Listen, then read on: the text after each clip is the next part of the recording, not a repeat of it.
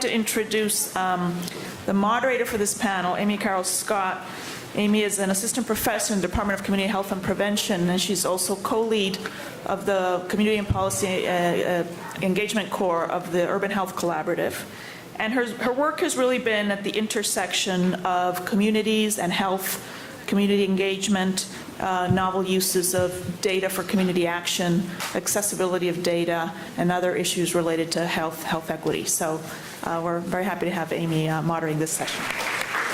Continuing on the theme of action that really has been driven home today, we have 4 excellent speakers today from around the country talking about community health action that they've taken in their own urban context through a variety of partnerships and data and research and mobilization. So I'm thrilled to be able to introduce our speakers. We will be keeping to a strict 15-minute because we're really excited about the discussion that we want to have with you on this last panel talking about action in urban health. So I'd first like to introduce Claudia Colton, who is a distinguished university professor and the Lillian F. Harris Professor of Urban Social Research at the Jack Joseph and Morton Mandel School of Applied Social Cases, Case Western Reserve University in Cleveland. She's founding director of the Center on Urban Poverty and Community Development and one of the founders of the National Neighborhood Indicators Partnership, which Bob spoke about earlier. I'd also like to introduce second, Cheryl Emanuel. Cheryl is the Senior Health Manager for the Office of Community Engagement at the Mecklenburg County Health Department. She has given 32 years of her professional career in public health and community development, leading and managing health promotion prevention initiatives with a focus on improving the health and quality of life for racial ethnic minorities. Third, I'd like to introduce Dr. Alexis Roth, who is an assistant professor in the Department of Community Health and Prevention here at Drexel School of Public Health. Her work in Philadelphia utilizes a community-engaged research approach to design and evaluate intervention studies for sexually transmitted infections, HIV, and drug abuse-related disparities. She received her PhD from the Indiana University School of Public Health and was a postdoctoral fellow at the UC San Diego Division of Global Public Health. And last but not least, I'd love to introduce Valerie Tran, who is the Healthy Communities Program Manager at the Interim Community Development Association, where she is involved in planning and community development in Seattle's Chinatown International District. She holds master's degrees in urban planning and public health from the University of Michigan and a bachelor's degree in public health from UC Berkeley. Please welcome these speakers, starting tonight. Thank you, Amy, and thank you, everyone, for this amazing conference. I've learned so much. My notes are hard to read, but I'm going to take so much back with me. I have been in charge of a center for almost 30 years now, where we have been transforming and repurposing public and private data to really drive solutions, social solutions broadly, including issues of health, community engagement, inequality, and so forth. My agenda today, in trying to maybe illustrate how this all works, is to report some highlights of a recent study where we've been looking at the links between housing, health, and educational outcomes for children. And then I want to go into describing the collaborative data platforms that enabled this study, because that's, the study is only one illustration of what one might do with such data platforms. And then I want to describe the role of integrated data, not only in research and understanding what's going on, but really enabling the community to act and building a data platform toward community action. So before jumping into those details, I want to just give a little background on Cleveland. It's one of the poorest cities in America, and it's also one of the most racially segregated cities in America.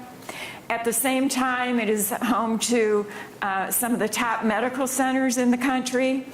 It has a very strong nonprofit sector, which has a strong history. It's nationally recognized as having one of the best networks of community development corporations. in the country, many organizers and activists, tremendous resident leaders. So related to my talk today, though, Cleveland was extremely hard hit by the foreclosure crisis recently, of recent memory, which has left a terrible impact on our housing. And this has motivated our community partners to take much more seriously the relationship between health and housing at a very micro and macro level. So I'm going to start by telling you a little bit about a longitudinal study we've been able to do with our integrated data to look at the effect of housing on children. And this study, which you see outlined in these bullet points, I won't read them all for you, illustrates how integrated data can connect some of the dots in a way that can stimulate cross-sector action. I want to acknowledge my collaborators who are part of the list on that published review, and just note that the study covered all children in Cleveland City schools who entered Cleveland City schools and looked at a continuous record of their housing and neighborhood exposure from birth to third grade. The integrated data allowed for this record of addresses to be concatenated and then linked to detailed housing data, again, pulled from many sources. And another thing to note about the study is that it, and you can read about it in the article, it made, with this amount of data and with the longitudinal and monthly nature of all the data, it was able to control for some of the things that are most difficult to control for in these kinds of studies, which are selection bias.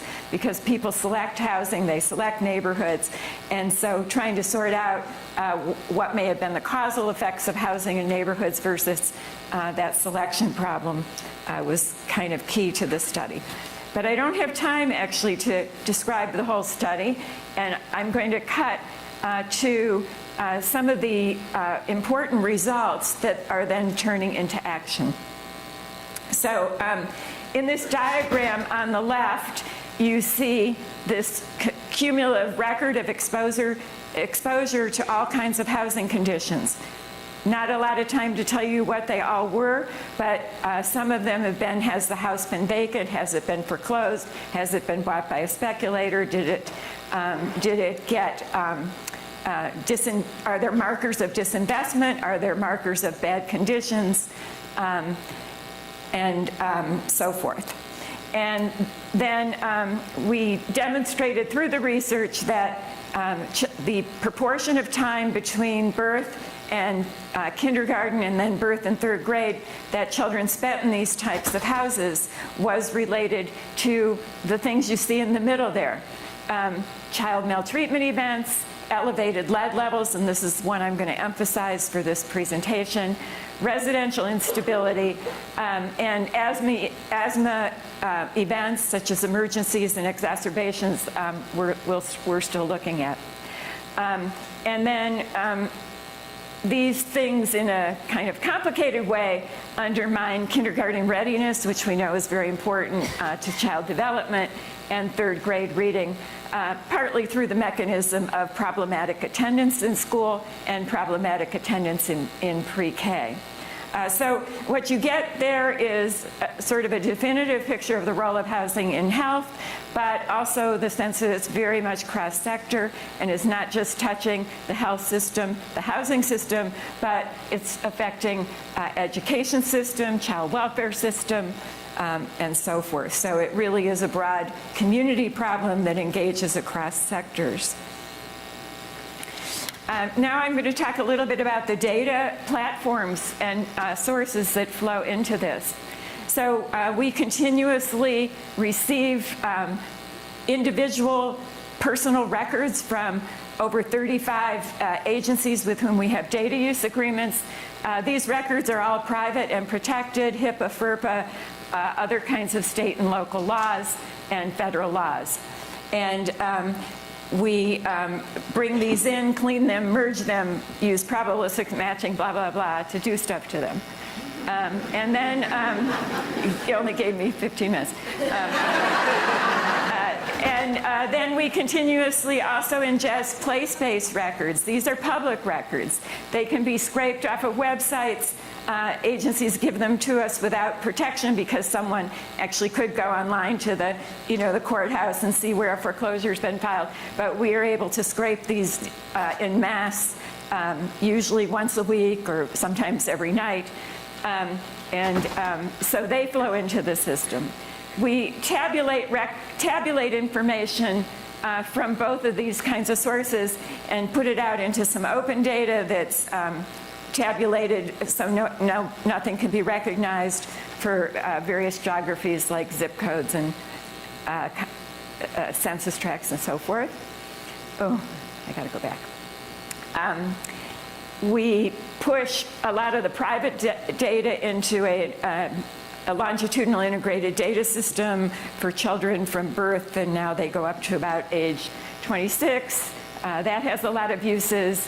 And most importantly for the project I'm talking about now, we push a lot of information into a collaboration platform. It's a computerized collaboration platform that allows people all over the city who work in neighborhoods to look at each other's data, put their data in, but also constantly be able to see all the conglomeration of other data that we have on all the houses. So if they want to know was the house tax delinquent, or is there a tax lien somebody mentioned, they can see that. They don't have to look it up. It's all there. And importantly, down at the bottom, we work with partners to develop external apps, like phone apps, dashboards, different kinds of apps they want to lay on top of all this. And I want to mention an external app then that's going to help on the action front. So moving on to my third agenda item, the example of data-driven action. Before going forward, everybody here has been talking about this same kind of pattern, same kind of problem.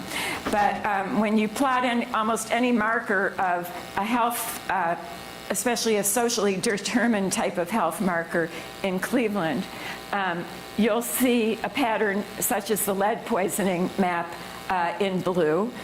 You'll see concentration in certain neighborhoods, and that suggests, galvanizing local action to address those areas with high priority. But we also, from our data, can look back a few years and see these are the same areas that were targeted very aggressively with the worst types of predatory lending. Again, no time to go back on how you define that. But it was vicious and deliberate, I'll just say, and awful, and pushed lots of homes underwater, made decent homes into very troubled and unhealthy homes, and so forth. And if you trace that back even further to the 30s and 40s, you see that these were the deliberately redlined areas of our city. So we all know that environmental justice is a very important motivator for this work, and the data certainly support that here.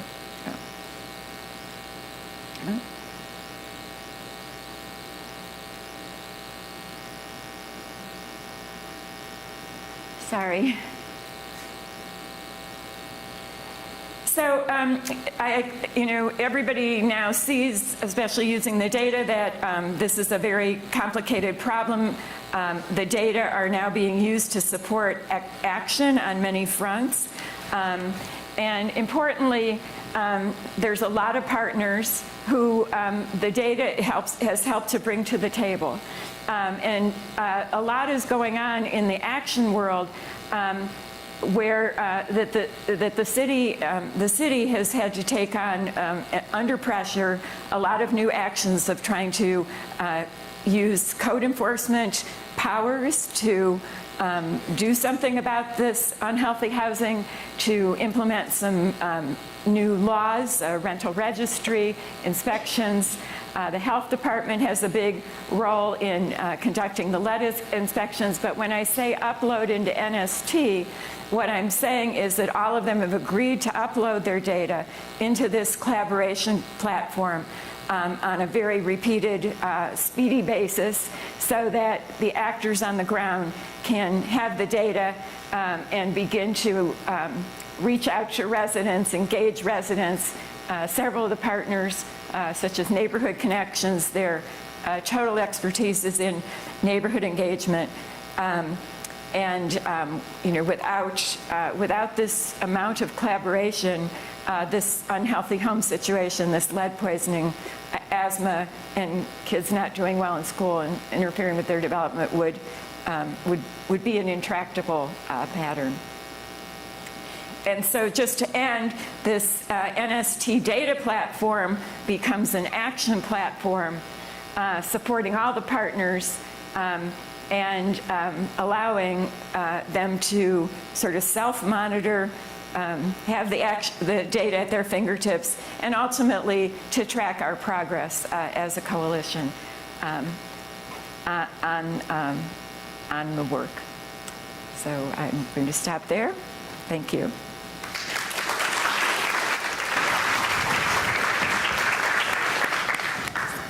I'd like to say good morning. Good morning. I'm Cheryl Emanuel, and I am indeed honored.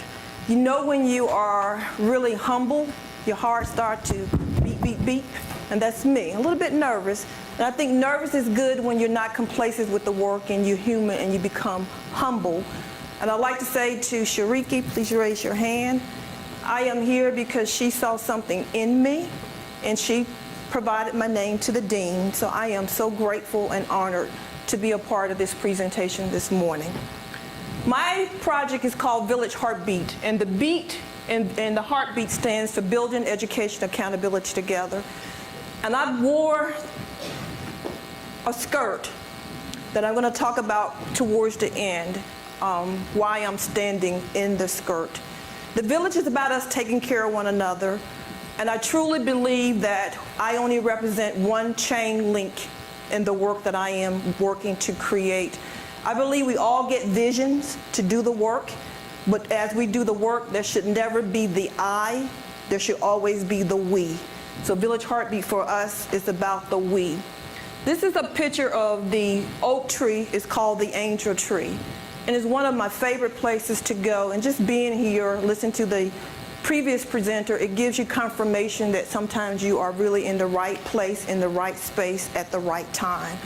And so for this, it's a place in Charleston. And if you never read the history around the angel tree, it's one of the most profound places to go and stand. The tree represents about a 400 to 500 year old oak tree. But the history behind it is when you stand in it, they talked about slaves at one point was hung from the oak trees, and the spirit still lives on in the trees. So I'm going to talk about what it really means to be deep-rooted. Everything has to start with small beginnings. I'm going to speed through my presentation. Can't tell you all about Village Heartbeat. I can only tell you about core components. But I had a chance to leave some of these out here about our project. I encourage you to go to our webpage and read about it and like us on Facebook, and my staff said to tweet us too. So Mecklenburg County is in North Carolina. We're the largest county in North Carolina. We're located, the city is Charlotte. We're now about 1 million people.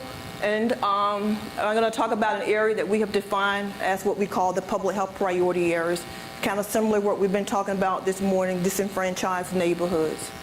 As I weave through my presentation, there's going to be a couple of themes. I believe there's no easy pathway. We should always make health a shared value. So what you see when you come to Charlotte, we are a beautiful, gorgeous city. But as every city, as you unfold the layers, you can begin to see about the demographics, and I want to talk to you about our demographics. What's so interesting about our Charlotte too, even though it's a beautiful city, Charlotte, Harvard did a study a couple of years ago to talk about us being a city that's truly infused with a lot of poverty. We ranked 49 out of 50 cities across the United States. So when you think about those public health priorities, this is our project that I'm going to talk about. We are certain zip codes where we live. We do know that where we live is truly a predictor how long we may live. So we have created this thing, what we call We Are Dying Too Soon Because We Live Here. And I believe to do the work in the space of public health, and for those that are coming into the field, I believe that we all can learn theory, but I also believe you have to have it ingrained in you, some God-given gifts and talent to be in the space of public health. We can't teach you compassion. We can't teach you passion. We can't teach you empathy. You have to have those as a part of you. And I believe all of us at some point in time have to have those quiet moments to determine what are we made of in order to do the work. And I believe to do this work in public health, AJ I'm going to tell you about, he's part of our project, Village Heartbeat. I believe you have to be authentic. You have to create these cross partnerships. You have to build trust, and that comes time. You have to build endurance, and it's truly about inclusion and shared purpose. Oh, I went too fast. So I want to see if this video would come on. What do I need to do? So these are two of my pastors. Our project is really geared towards faith-based organizations. The one thing in our neighborhoods that never die down are our faith-based institutions. And you have to figure out what you're made of to begin to engage your faith-based institution. Our project crossed over with both African American, Hispanic, Latina pastors all working together. I've taken a network of about 7 pastors to about 65 pastors in this initiative that I'm going to talk to you about. But even I talk about 65, the network is much bigger with pastors when you look at denominationals being engaged in the project. So these pastors I've been are pastoring now at my church for 4 years as of last month. Okay. And I'm told that an exercise program was started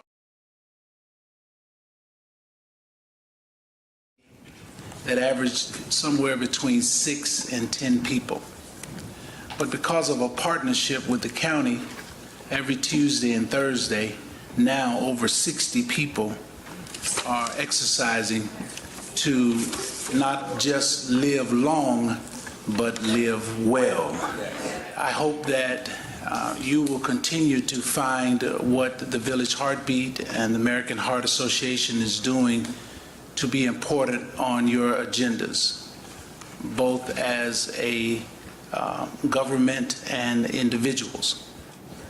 I hope that you will understand that you have a responsibility to the people who are of the least and the weakest in this community. And that when God asks you, why are you sitting in the seat that you're sitting in that control the purse strings to be able to provide health care and opportunities for people who are the least and the weakest in this community, a political answer may not be acceptable. God bless you tonight. So I showed that slide only simply say we often think about resources being at the higher level of government. Your resources are really at your local government. And I'm probably a unique person kind of working in my space for public health. I've learned the old-fashioned way years ago that you have to do some underlining, organizing, and engagement. And I believe you engage your community residents and your pastors. So I have taught them how to go before Board of County Commissioners. We're the only group right now in the city that can pack every seat in that government. So for me, sometimes I'm at 2 places in my organization. They value me, what I do, because I try to work at a high standard. But also sometimes they can see you also the threat to hold them accountable too. So at some point in life, you have to think about your career. And for me, where I stand today, I believe there are no things on earth that I can take away. So I tell people my soul and I can't be bought, can't chase money. So I'm gonna continue to move. What did I do? Okay, there you go. Okay, gotta click one more time. Thank you. So this slide here, I'm gonna move very quickly to do the work again in the space. There are times you have to be comfortable. There are times you're uncomfortable. I'm a little bit uncomfortable when I stepped out here in a long skirt in the morning. But the comfortable that I am, the skirt was made by the elders, and they wanted me to remind you all that they are part of the history that we're telling. And so I may disengage from the link of the chain in the village, but our message and our story will continue to go. So as we started creating our project, we start telling the stories. So what I tried to tell you here, you can go out and you can read about it. It's just not me telling it, but there's facts behind what I'm saying. So this is our initiative, Village Heartbeat. Right now we have the largest group that enter into what we call the MLK Parade. I am very much intentional about us hitting the streets in the community when the parade. I'm going to move real quickly, and I'm going to tell you the components of Village Heartbeat that we have created. So again, the underlining theme, we are one. At the bottom of the skirt, it talks about we are one. We are one body with many parts. So a little bit about Village Heartbeat. We have created two what I call is a framework. So there's a big part of the framework that we believe that's really motivating is one part looking at behavior change, which we have created a competition. I need you to repeat after me. There is something about competition. There's something about competition that works. And so for us, I started years ago doing a lot of GIS mapping, work with my faith-based organizations located in these public health priorities areas. The second question became how many of them had health and wellness ministries, and if they did not, then I began to have a conversation with the pastors. Were they interested? So we did three types of surveys. One was a survey was developed called Preach, and Preach is kind of getting a predictor whether the church is ready to engage in health promotional activity. Then the second one was getting them to get a good sampling in their church to look at what they perceive were the health needs, not only in the congregation, but within that needs of that community. And also that instrument became very valuable because now I'm teaching the pastors them how to create a blueprint as a part of their strategic plan. I'm a true believer that we shouldn't write the grants just for our own institution. So many times when I get the grant, the majority of my money goes out to my community partners. And we need to do more of those. So I want to say to you all researchers, my pastor has said, don't bring no more gift cards to their church. Bring them tangible resources that they can actually use. So part of two, we have created all the learning with Village Heartbeat goes into an academy. And so the academy, I named it after the oldest public health leader in our community. It gives her life while she's living before she's, passed on.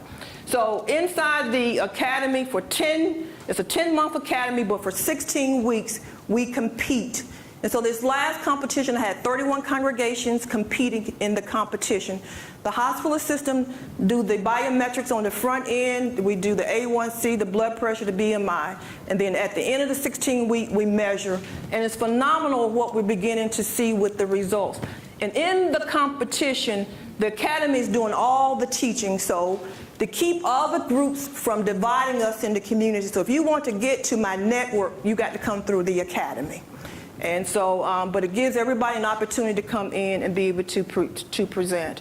And so I'm going to go through that a little bit more and just tell you a little bit more. So the other part of the academy is teaching the pastors them how to create policy systems and environmental changes. So what I've done with my Board of County Commissioners, that meeting allowed my Board of County Commissioners to give me pilot money. They gave me $60,000. I took the $60,000, divided by 5 ways, gave 5 pastors in a pilot project. And so they have tangible resources. So each pastor would take on an option in the 3 categories for policies: tobacco, nutrition, or physical activity. So this past season, all of them made and signed agreements to make sure we now create these tobacco signs when you drive the neighborhood. So those churches are going to become what we call resource hubs. So in order to have that emblem symbol on their church ground, it means they now are beginning to be equipped that they can do everything that public health can do because we're teaching them inside the academy. So what's fascinating, you don't really think a lot. Churches have land. They own space. So we're now planning. That's a garden. This church here is very small, so what they've done is taken on the side of their wall and plant herbs. And so the herbs now becomes where we would package them, pass them to the neighborhood, but also the church feeds the homeless. He has a 5-star kitchen. So now we have cooking demonstration how to feed them inside the academy. So I talked about AJ earlier. AJ went from 444 pounds, now he's a little bit over 200 pounds. See, each church that comes into the competition, when we launch in January, we're running it almost like an NBA playoff. Each church gets 10 people on their team. They get 4 alternates. We have competition rules. So in the middle of the competition, they can decide whether you are carrying your weight or not carrying your weight, and you can't change your team members. Inside the competition with the partnership, they get free access to the YMCA. I have fitness coaches on the team. They have portion-sized plates. Each church decide what they want to host. My Hispanic partners, 5 days of the week, they can go to Zumba. My African American churches, my seniors that are 85-year-olds, they can do every line dance there is. They go on Friday nights for their events. And so in conclusion, I want to conclude you with one last piece. I believe there are several body parts that we all have that we can do the work. So, let's see if it's going to pop in. They didn't pop in. I'm not sure, and I'm out of time. But the 8 body parts that I want to talk about, the head never hears until the heart feels. And I believe your eyes, you get a chance to see at the table that we do, or you choose to close your eyes. Same thing with your ears. We hear things, but sometimes we just don't talk enough about it. And I also believe that your arms, this work sometimes can be lonely, and we all have to give a hug. Well, I've been here, received a lot of hugs, and we have to do more of that. And you got to be willing with the sneakers that I showed you earlier. You've got to be willing to tread the neighborhoods. You cannot operate public health by sitting behind a desk. So again, I thank you this morning for the opportunity to present. Well, that is not at all a hard act to follow. My God. Let's see. So my name is Alexis Roth, and I am a sexual health and drug abuse equity researcher here at Drexel. And it's my pleasure to talk to you guys a little bit about how small data can also have an impact on implications for policy and practice, especially when it's conducted in a community engagement research framework. So I'd like to start first by acknowledging the participants, my collaborators at the New Jersey Area Health Education Center here at Drexel and at the University of Alabama at Birmingham, as well as the funders without whom this project would have been impossible. And so, you know, just to open up the conversation, it's like, well, what do communities think of researchers, right? And they kind of think we're all right when we alone come to them, but you put us in a room and we start talking about money and they're like, I'm out of here. And there's some reasons for that, right? We have historical, ethical atrocities that have been committed in communities of color and among low-income persons, for example, and our ongoing practices around the way we engage communities, where we often fail to ask them about, what do you think are contributing to the health disparities in your population? What do you think are some of the best solutions for addressing those disparities? And so these are well-founded concerns. And so what I'd like to do is just talk a little bit today about how principles of community engagement can be an integral component of research aiming to improve the health of vulnerable populations, to discuss some best practices for translating research to sustainable action in the context of community-engaged research, with a focus on community dissemination efforts as key to changing policy and practice. And you can think of this policy as like the small p. So not necessarily policy like laws or taxes, but policy that drives the way that states are disseminating funding, which then impacts boots on the ground. So just briefly, some of the benefits of community engagement. And it's worth considering here, like, who is your community?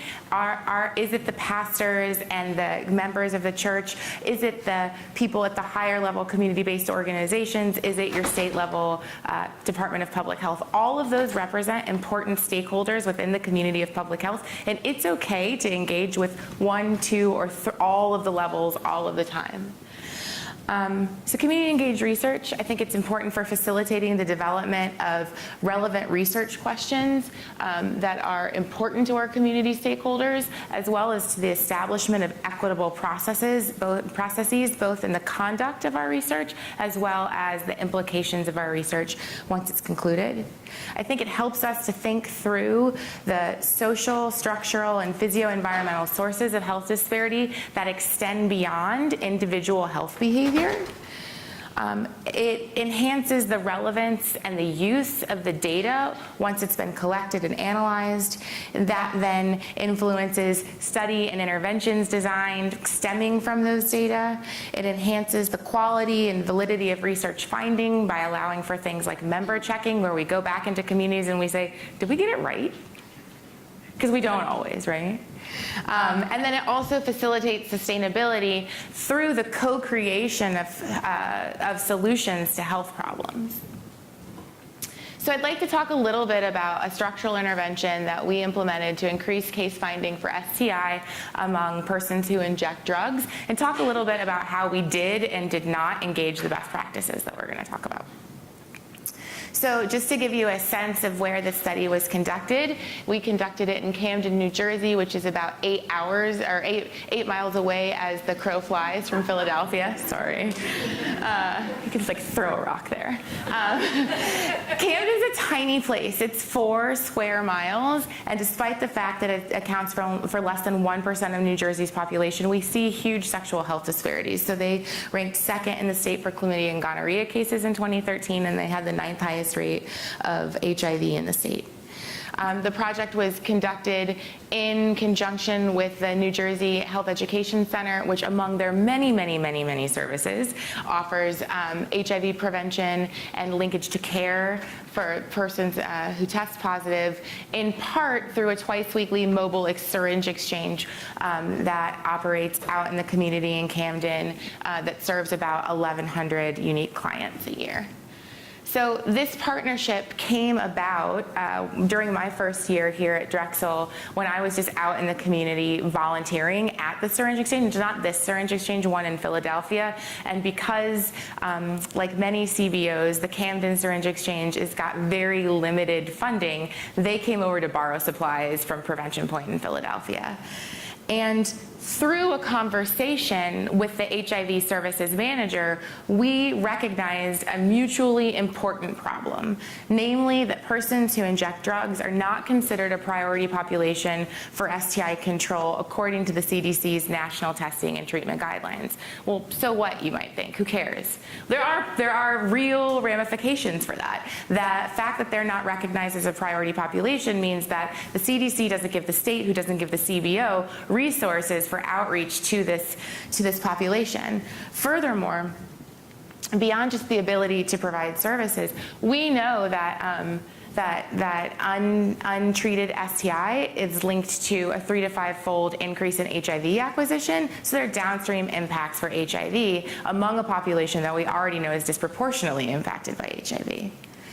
So we've seen in other settings that STI control services at non-traditional community-based locations, such as bar outreach to gay men, or through jail-based or court-based STI testing and screening for persons in the justice system, has had a real impact on decreasing rates of sexually transmitted infections in these populations. However, this is yet to be tried in the context of a syringe exchange for persons who inject drugs. Why? Because they're not a priority population and there's no money. So the goal of this partnership was to foster a collaboration with an existing partnership between the CBO, Camden AHEC, and the State Department of Public Health. They're already working together. They're already tackling the problem together. And what we wanted to do was to pilot test co-locating the STI control services with the syringe exchange services to see if we could inform an improved standard of care that could have impacts for the syringe exchange itself, the network of syringe exchanges within New Jersey, as well as begin to provide an evidence base for the national guidelines as to why we may need more data to consider the sexual health of injectors.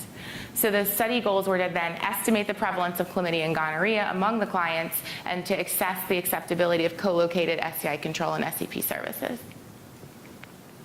So really briefly, Camden AHEC and I, we co-developed a pilot grant for the co-location of these services, which we applied for funding together through a small $10,000 initiative here at Drexel, or here in the city of Philadelphia, called Community Driven Research Day.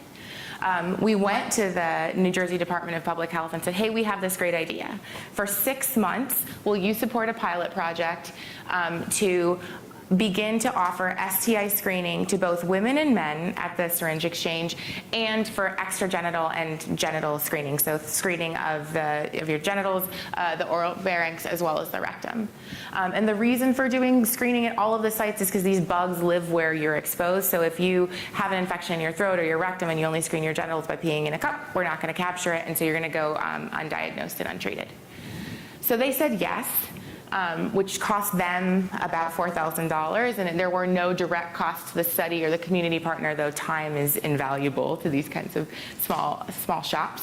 Our research protocol was approved by the Drexel IRB, the Camden's executive director, and the New Jersey Department of Public Health. We did a really brief cross-sectional survey of knowledge, attitudes, and behaviors among the SCP clients, and then offered the 3-site STI screening. People got $20 for doing the survey, and then they got $10 for returning to results, which was already the standard of care within Camden. And then I'm just going to show you a few simple descriptives. So over 6 months, through this twice-weekly recruitment, we netted 138 participants to this co-located STI control service. And we screened 199 samples, right? Because multiple people elected to be screened in multiple sites on their body based on their own self-perceived risk of infections. We detected 21 infections among 120 sexually active persons who inject drugs, which resulted in 1 in 4 women screening positive and 1 in 10 men. Importantly, 43% of infections were in extragenital sites, and 24% of infections were among men. So all of those infections would have been missed if they would have gone with their standard of care, which was for women only genital screening. Importantly, 60% of those without gonorrhea or chlamydia, and 75% of people who did screen positive returned for results and received timely treatment. That's about double the rate you would expect in an STD clinic. And then 86%, not surprisingly, preferred to receive future STI screening at the SEP as opposed to a traditional clinic, which makes sense, right? Syringes, this is, for those of you who don't know, syringes and condoms aren't the same. Most people don't like to use condoms. They decrease intimacy, they decrease pleasure. The same is not true for a clean syringe. People know that it reduces bloodborne infections, and it facilitates an easier injection and less abscess and marks on the skin. So co-location of these services is like a super no-brainer. It's like this can be the Walmart of sexual health very easily. So just as we think about, so how do we do this? How do we incorporate engagement into these kinds of studies, which was very much, sort of cooked up by the prevention services director, the executive director, and myself, within the context of community engagement, and can this always be done? So this is a framework developed, these are the principles of community-based participatory research developed by Barbara Israel, and these are phases of the research processes, or at least some of them, as I conceived them back in 2012 when I wrote a paper. And I think that it's really helpful to just think through when and why and how is it possible to engage our community partners across these different these different phases of research. The CBPR is an ideology. It doesn't come along with the methodology. And so it's really important to think through, how do we operationalize that? And is it always appropriate to ask our community partners to engage in every phase of research? We know our community partners are tapped for resources, they're tapped for staff. So is it fair to ask them to help contribute to data collection, for example? Maybe if there's allocated resources and training for those staff, but in a $10,000 study, we didn't have that.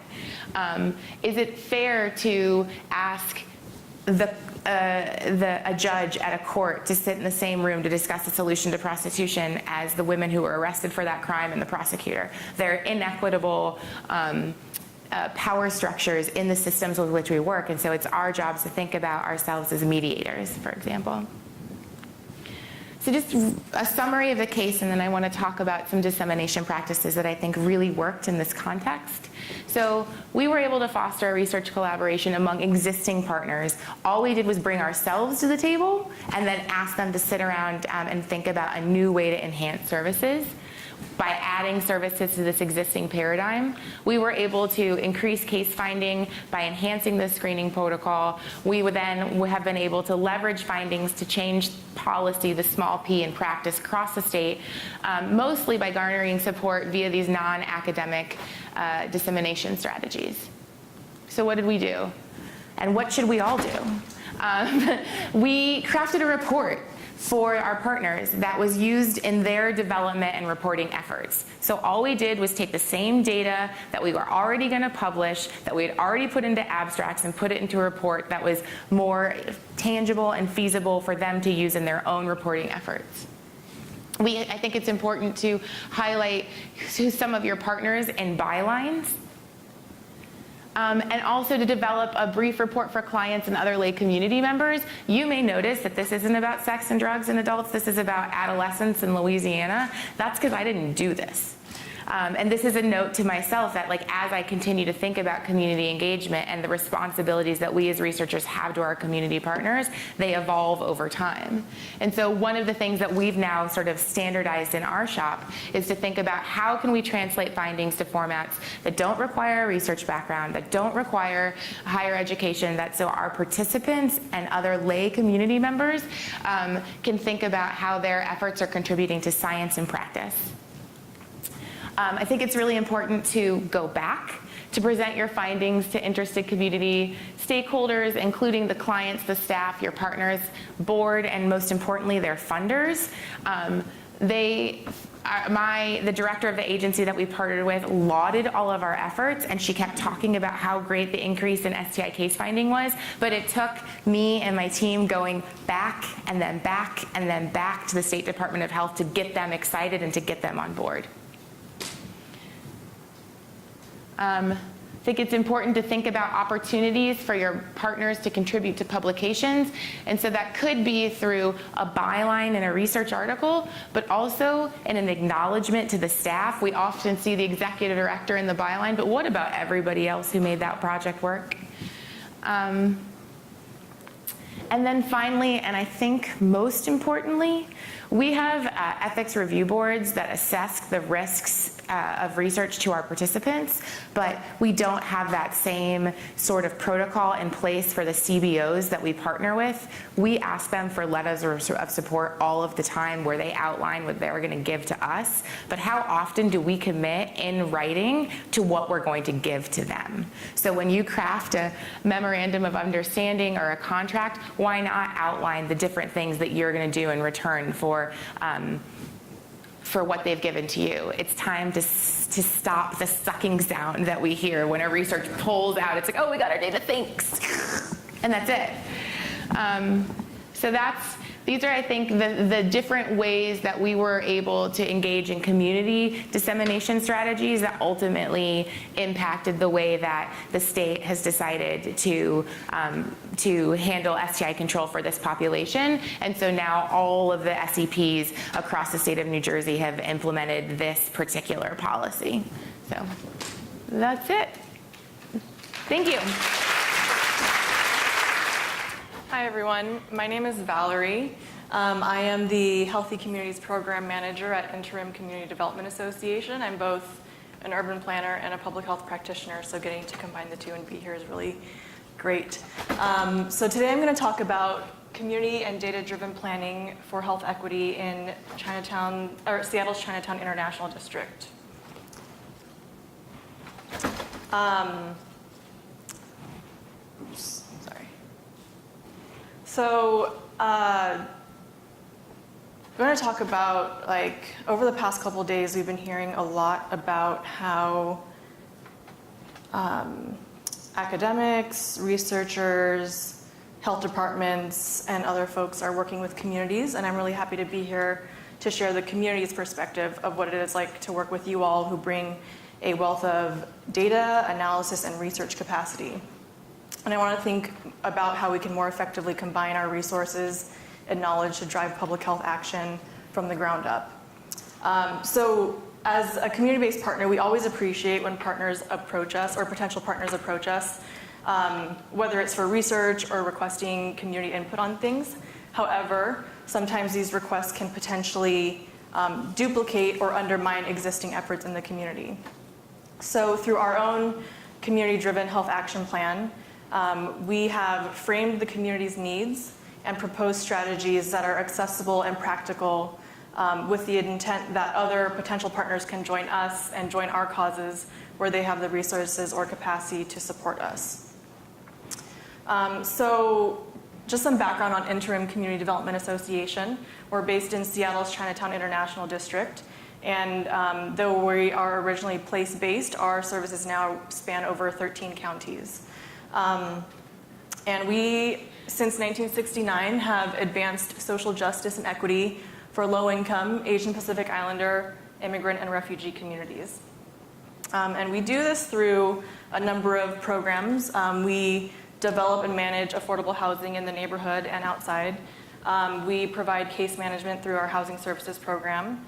We have the Healthy Communities program, which I oversee. We do neighborhood planning. We own and manage the Danny Wu Community Garden, which is the largest community garden in the downtown Seattle area. We have a youth environmental justice program, and we have a civic engagement program. So prior to our Healthy Communities work, our neighborhood partners had been long, for decades, trying to develop a community-driven neighborhood plan. However, due to lack of time, funding, and capacity, they were always hindered in their planning processes that resulted in unfinished planning or unrefined plans. However, in the year 2015, Interim CDA was one of 18 awardees that received the Build Health Challenge grant, which is funding to do planning for place-based health initiatives. And as part of the Build Health Challenge grant, they require that trios of a health department, hospital, and one CBO work together, taking a community-based participatory research approach to planning and implementing their place-based health action plan, and getting partners to think more upstream about how their work affects health, and leverage community benefit dollars from hospitals to pay for the implementation of that plan. And so, as you may know, part of the Affordable Care Act requires nonprofit hospitals to pay a certain amount of community benefit dollars annually to the communities surrounding them. So here in Seattle, this is where we are. We had Interim CDA as the community-based partner. We have Public Health Seattle King County, the local health department, which serves about 2 million people, and then Swedish Hospital, which has 5 health centers, 120 clinics, and in the year 2015, contributed $170 million to communities through their community benefits program. So the requirement for the Build Health Challenge grant is they pay for the first year of planning, and then in the second year, which is the first year of implementation, the hospital partner must contribute at least $100,000 to the implementation. And that funding can come in cash or in-kind donations. So I'm talking about this because this grant was so important for us to give us the stability to build meaningful partnerships with our partners. And by funding a planning phase for 1 whole year, which is very uncommon, it gave us a staff, technical assistance, and time to contextualize the issues in the Chinatown International District neighborhood. the opportunity to build trust with our partners over a long time, and all of which was essential for laying the groundwork for a practical plan. It also gave us a year to plan and negotiate with our partners how we were going to hold each other accountable for implementing this plan. So, as I said earlier, the core partners were Interim, Swedish, and Public Health Seattle-King County, but being embedded in the Chinatown International District, we knew that we had to call upon our other partners who have also been there for decades. So we have the Preservation and Development Authority, the Business Improvement Area, the Yes Lord Community Collaborative, which is a public policy organization, and our local federally qualified health center. And so all of our neighborhood partners have been, for decades, combating the root causes and outcomes of institutional racism and disinvestment in the neighborhood in their own ways. And this was the first time that we intentionally came together to take an upstream public health approach to the work that we do addressing complex issues in the neighborhood. And in considering the systems of power and inequity between us community-based partners and these major institutions, it was clear from the very beginning that we as a community needed to lead this process because we as CBOs bring a rich history, ability to form coalitions, bring community voices to the high-level data and research that often overlooks the nuances in root causes and individual experience. To give you a little bit more geographical context, the Chinatown International District is located in the downtown Seattle area. It's comprised of Japantown, Manilatown, Chinatown, and Little Saigon. So I'm going to refer to it as the CID or the Chinatown ID. It's about 1/4 square miles, 3,000 residents, and hundreds of businesses. And in order to understand more about the physical and social conditions of this neighborhood, I'm going to take you on a short tour on the ground. So here we have Hing-Hae Park, which is one of 3 public spaces in the neighborhood.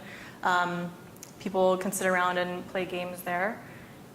Next, we have the Danny Wu Community Garden, which has a really fascinating history. You can Google it later. It's 1.5 acres of terraced garden in the neighborhood and the largest community garden in downtown Seattle. Here are just some facades in the neighborhood, and the Chinatown ID is a designated historic district. It's one of 8 historic districts in the city of Seattle, meaning that it has special design protections that preserve the history and character of the neighborhood. Here is just a street view with showing some of the mixed use retail on the ground floor, residential above. And now that we've seen some of the positive elements of the neighborhood, I'm going to show you some of the more challenging components. So here we have Interstate 5, which came crashing through the neighborhood in the 60s and 70s, literally dividing the neighborhood both physically and socially. And it's contributed to a lot of the respiratory and cardiovascular health outcomes that we see. This is a common site. We have a lot of alleyways in the neighborhood that are littered with trash and a lot of illegal dumping because a lot of the small businesses don't understand some of the waste management regulations. And then here was a common site last summer of 2016. There was a large unregulated encampment under the Interstate 5 freeway, which offered great shelter, but it caused a lot of public safety issues, substance abuse issues, violence, and so forth, and caused a lot of insecurity and tension in the community.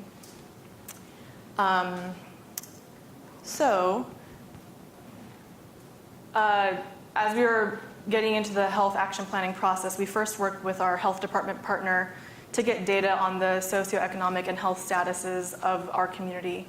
And the health department used hospital data, census data, ACS, and BRIFIS data to give us instant information. So about 1/3 of the residents are living at or below the poverty level. Over half of seniors state they don't speak, or they speak little to no English. The most common languages in the ID are Chinese and Vietnamese.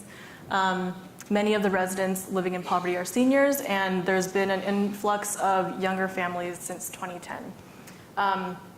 So getting this quantitative data was super important to us because we could combine it with the qualitative community data in order to articulate the need and also provide contextualized evidence for the strategies that we proposed in our Healthy Community Action Plan.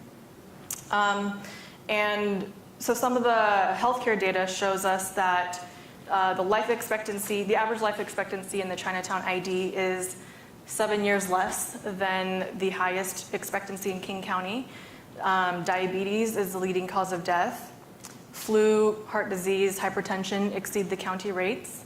And negative health behaviors like smoking and no physical activity are very common.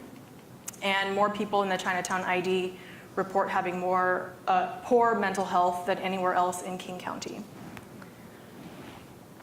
So simultaneous to us gathering the quantitative data, we knew we had to engage the community to get the qualitative data and better understand their aspirations for health and well-being. So in late 2015, early 2016, we organized a number of community dialogue meetings with various groups that had a variety of affiliations to the neighborhood.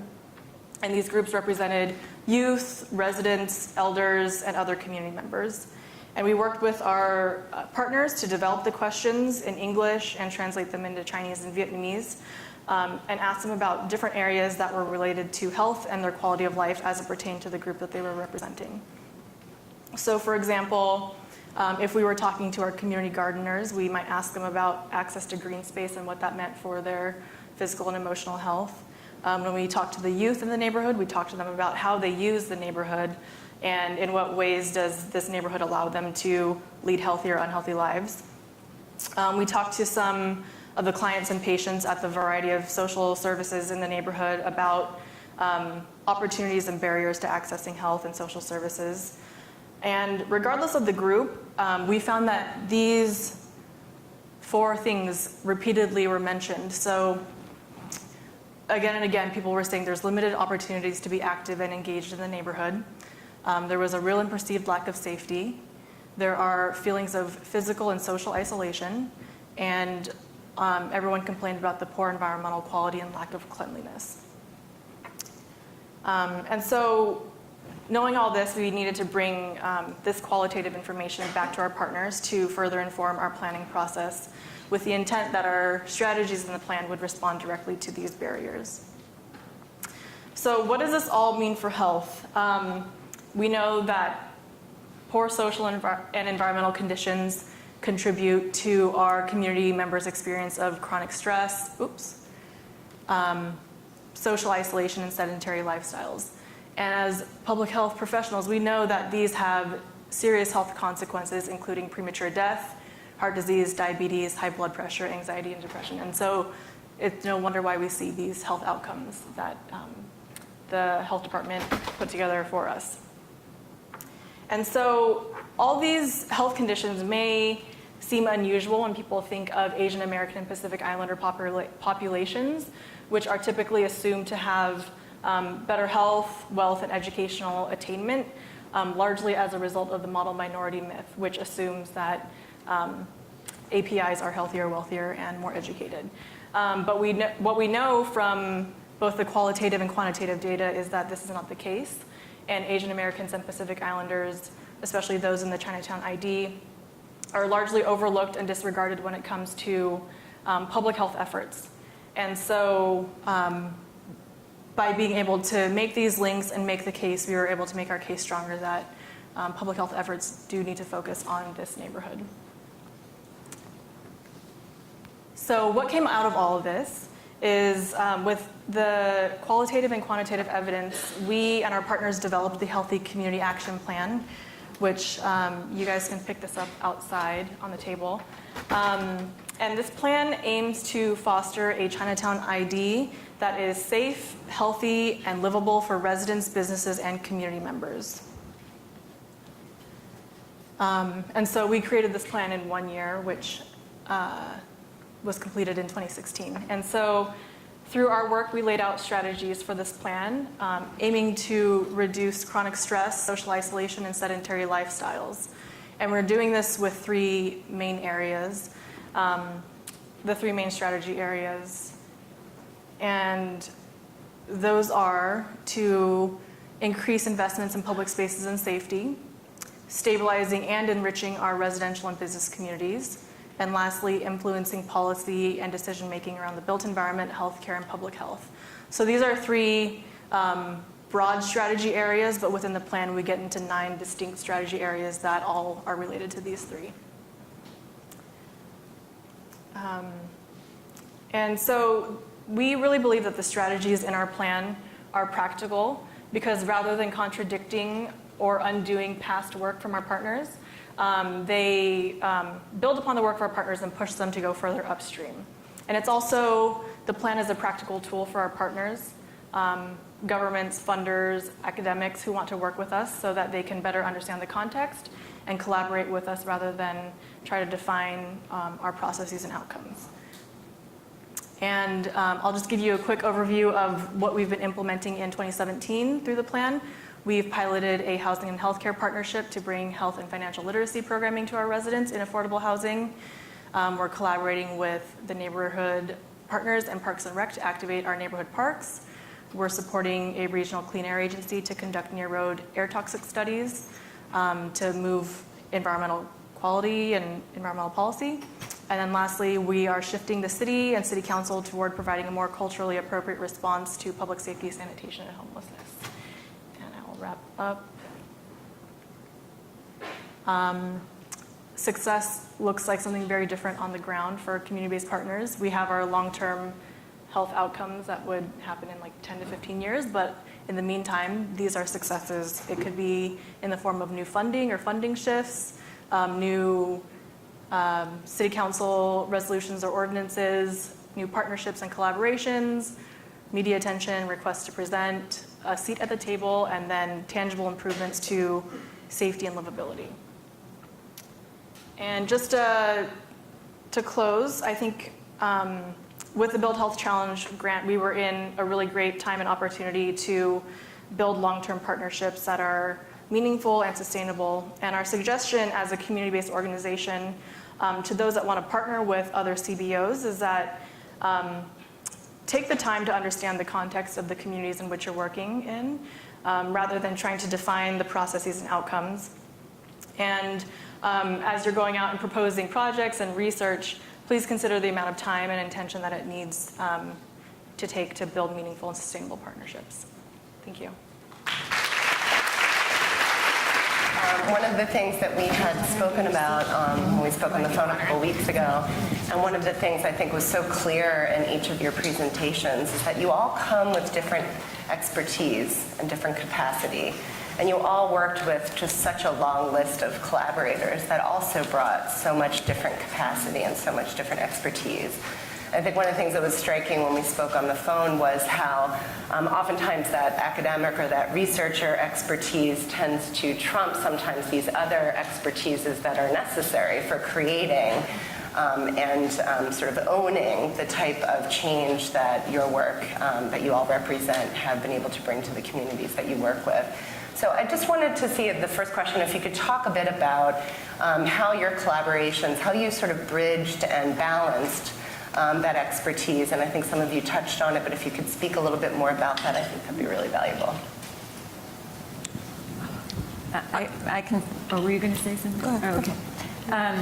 Well, I want to say that our collaborators have a healthy resistance to our research and skepticism, and have lots of really good questions. So it seldom trumps the established relationships that we have. But when the research is really geared toward something that everybody's already concerned about, then there is a lot of excitement about it, and I'm kind of amazed at how it'll pop up in venues and situations that we had never even hoped for. So, we'll learn, oh, well, somebody presented your research at City Council.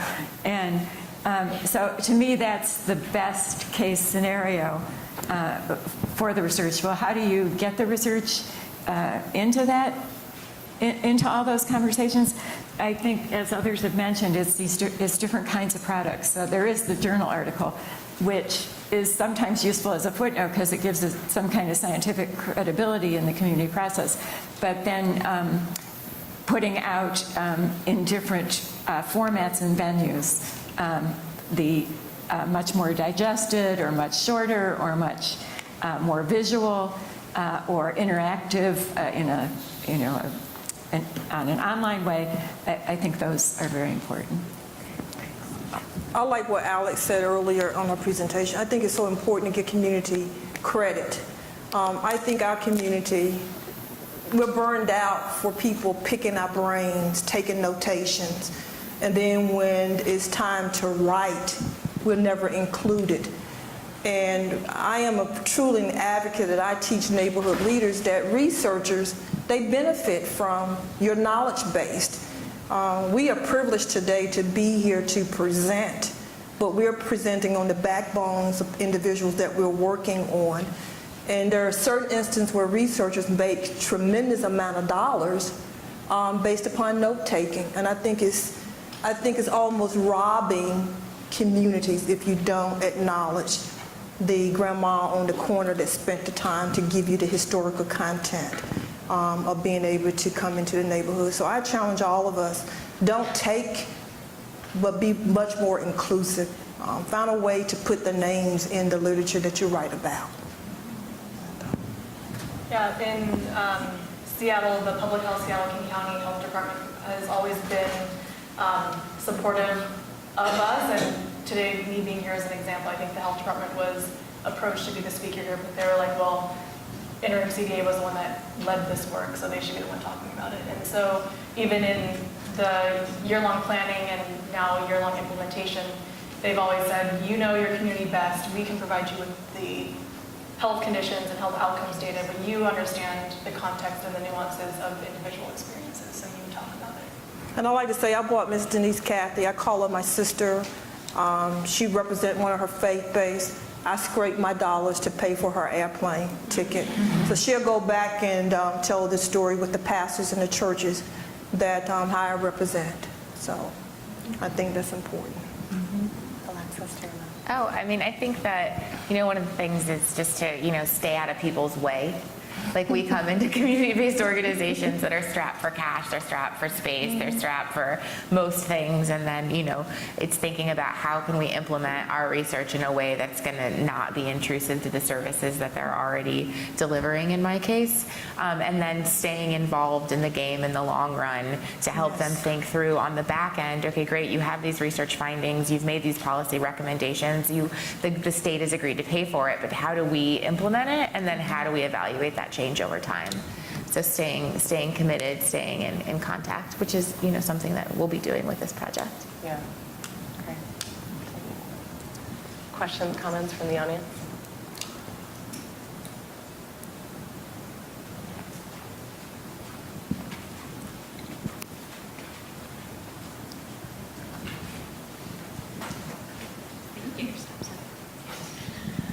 Hi, I'm Rachel Myers from the Children's Hospital of Philadelphia. I want to applaud all of you for talking about the diverse strategies you've employed to engage in community-based research or community-engaged research. And I was wondering if you could talk a little bit, I think coming from an academic perspective, we always sort of take for granted the challenges and barriers to entry to the research process for community partners and community organizations.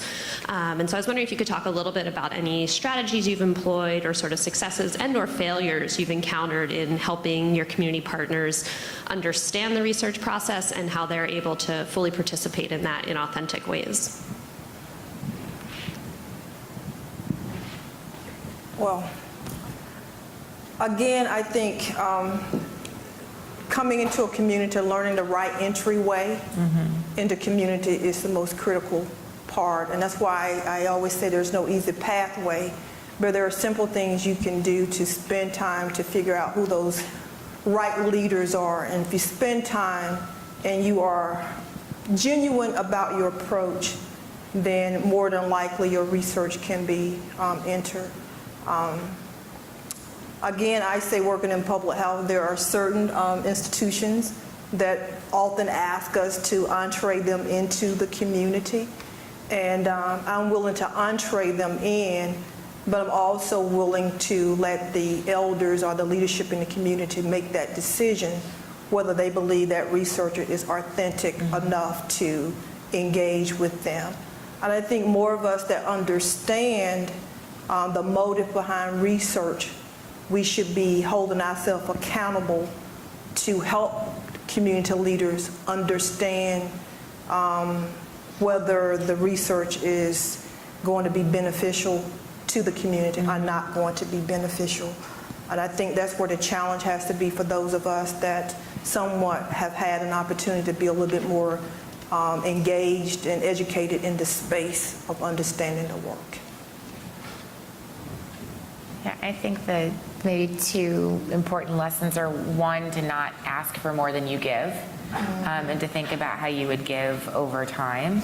And then secondly, to buckle up and know that it's going to be a really long ride, that these agencies already and these communities already have competing priorities and responsibilities and obligations that may limit them from responding to emails in the timeline that we would like, that may, all of a sudden they've got a huge homeless crisis and they have to get people off the tracks in Philadelphia. They're not going to be like, oh yeah, your HIV project. Like, they have the hierarchy of needs as well, and often our research is not at the top, especially when you're giving them like $5,000 for space, right? So thinking about those relationships and sustainment over time, and just knowing that community engaged research. And I'm talking about the work that I do is it's community based. It's not even community driven or community participatory, and it takes a long time. So if you add in actual bringing everybody to the table, helping them with getting people trained for data collection and all of those,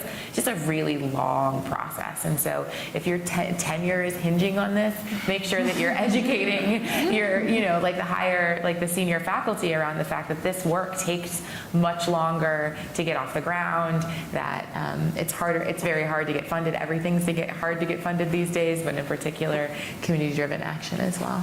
Yeah. David Saunders, Pennsylvania Department of Health. I wonder how can schools, universities increase the diversity of the researchers? Because we're talking about, I guess, having a better understanding of the communities in which we research. One way to do that is to increase the diversity of the folks that do the research. Is anyone involved in those efforts? I think until we have a workforce that truly represent those that are in the communities experiencing the most inequities, I think that researchers need to take a back seat and sort of support the work of leaders and encourage the acceptance and the education and the promotion of our colleagues who represent those communities and can bring that authentic voice and those research skills or those clinical skills or whatever needed to the table. I'm sorry, I didn't mean to speak over. It's such an important question and challenge, and I just want to throw out sort of a new entree point, I think, for young people coming into research and a greater diversity, people coming into research, and that's sort of in this mode of tech startup and hackathons and a lot of community engaged technology young people wanting to get involved in, calling it research might misrepresent it a bit, but trying to get involved in using data and making a difference. And it's just one of the optimistic signs I've seen in the pipeline as to the amount of diversity I see in those more grassroots hackers and people who might have been like to play computer games and now they're eager to get involved in research. So I think maybe we have to open the concept of research and attract just a broader population into it, rather than, I guess when I came into research, quite some time ago, it was, extremely ivory tower pathway. So. But I think larger universities could do better in terms of co-mentoring other faculty members that may be a minority, that may not be savvy in research.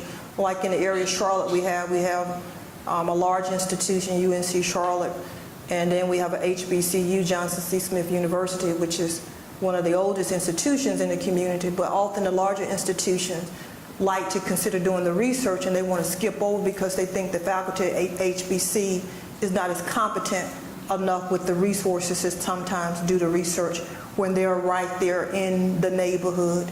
And so we challenge the larger university, if they want to get into the network, they got to make sure they're tapping in with Johnson C. Smith, that whether their faculty is, at skill level, they've been trained, they just may need to be a little bit more mentoring, so that you approach that neighborhood together long-term for hopefully some projects.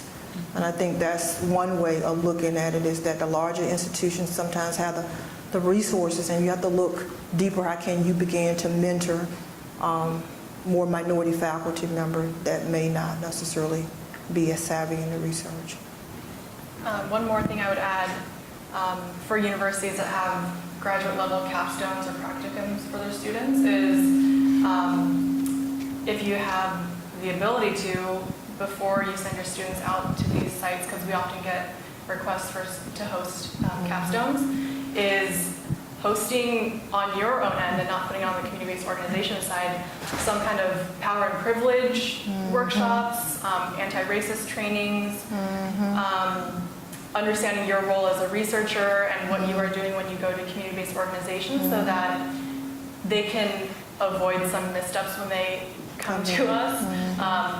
And because we have to, it seems like we're educating people all the time, so if this can be something that you can offer on your end as a training for your own students in preparing them to be more effective capstone students, and then I think they would gain a lot more from their own experience that way. And I think along those lines, we provide these training opportunities, these practical opportunities for our students. We should be providing those same opportunities for our community partners and their staff and the youth and adult residents of the communities that we work with, because the on-the-ground experience is where you start building the research capacity of the community itself. I think we have time for maybe one more quick, I'm told, question.